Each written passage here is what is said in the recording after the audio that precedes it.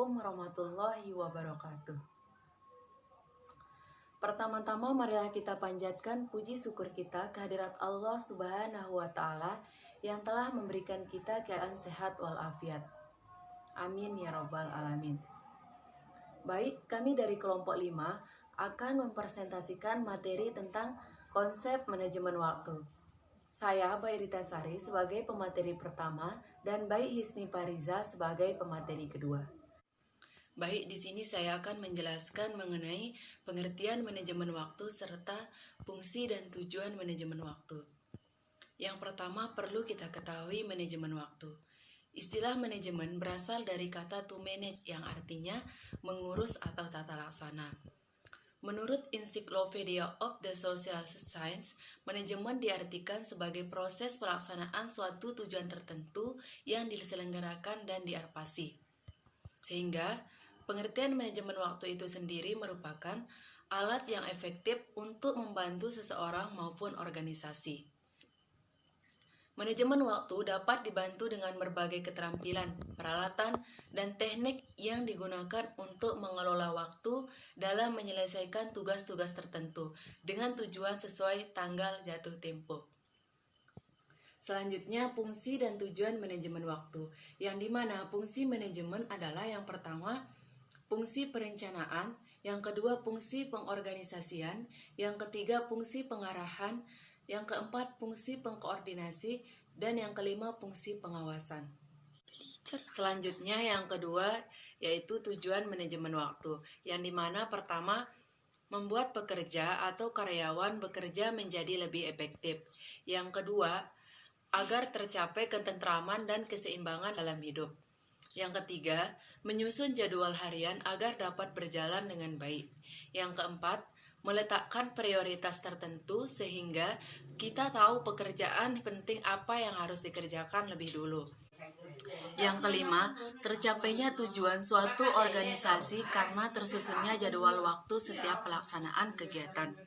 Yang keenam, menjadikan seseorang lebih disiplin. Yang ketujuh, mendorong terciptanya sikap positif akan perubahan dalam diri. Baik, itulah penjelasan dari saya. Selanjutnya akan dilanjutkan oleh pemateri kedua, yaitu Baik Hisni Pariza. Sekian dari saya, wabillahi taufiq wal hidayah. Wassalamualaikum warahmatullahi wabarakatuh. Bismillahirrahmanirrahim. Assalamualaikum warahmatullahi wabarakatuh. Saya Baik Hisni Pariza akan melanjutkan pemateri yang pertama dan akan menjelaskan aspek-aspek manajemen waktu dalam manajemen waktu. Menurut Atkinson, aspek-aspek dalam manajemen waktu mencakup hal-hal sebagai berikut. A. Menetapkan tujuan. Dapat membantu individu untuk memfokuskan perhatian terhadap pekerjaan yang akan dijalankan. Fokus terhadap tujuan dan sasaran yang hendak dicapai serta mampu merencanakan suatu pekerjaan dalam batasan waktu yang disediakan.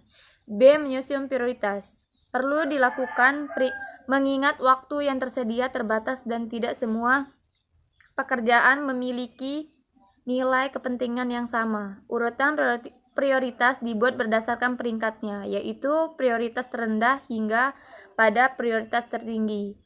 Yang C. Menyusun jadwal. Aspek lainnya dalam manajemen waktu adalah membuat susunan jadwal.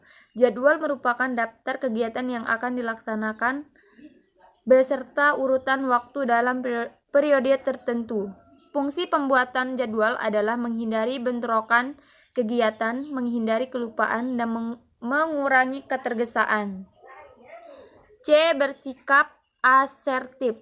Sikap asertif dapat diartikan sebagai sikap tegas untuk berkata tidak atau menolak suatu permintaan atau tugas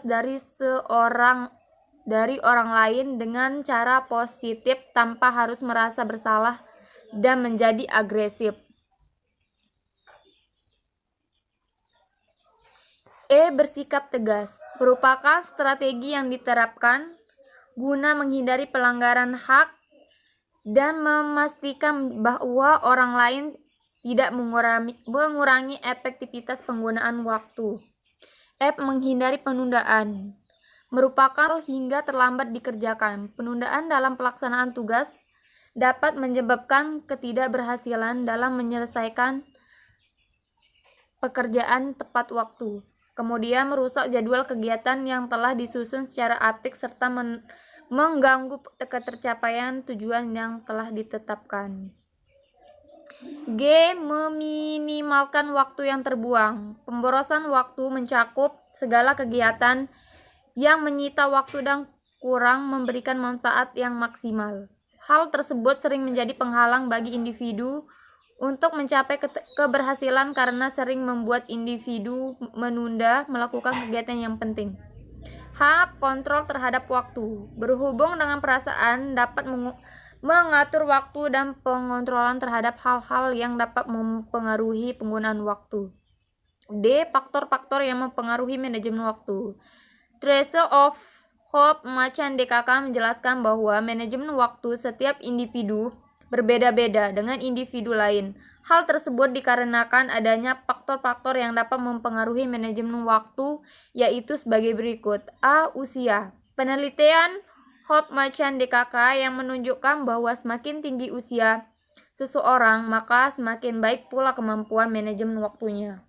B. Jenis kelamin. Hope Macan DKK juga berpendapat bahwa apabila wanita mempunyai waktu luang, maka wanita lebih suka mengisi waktu luang tersebut dengan melakukan pekerjaan yang ringan daripada bersantai-santai. Oleh karena itu, dapat dikatakan bahwa hampir seluruh waktunya cenderung digunakan untuk diisi dengan berbagai macam aktivitas. Mungkin hanya itu yang dapat saya sampaikan, kurang lebihnya saya mohon maaf. Wassalamualaikum warahmatullahi wabarakatuh.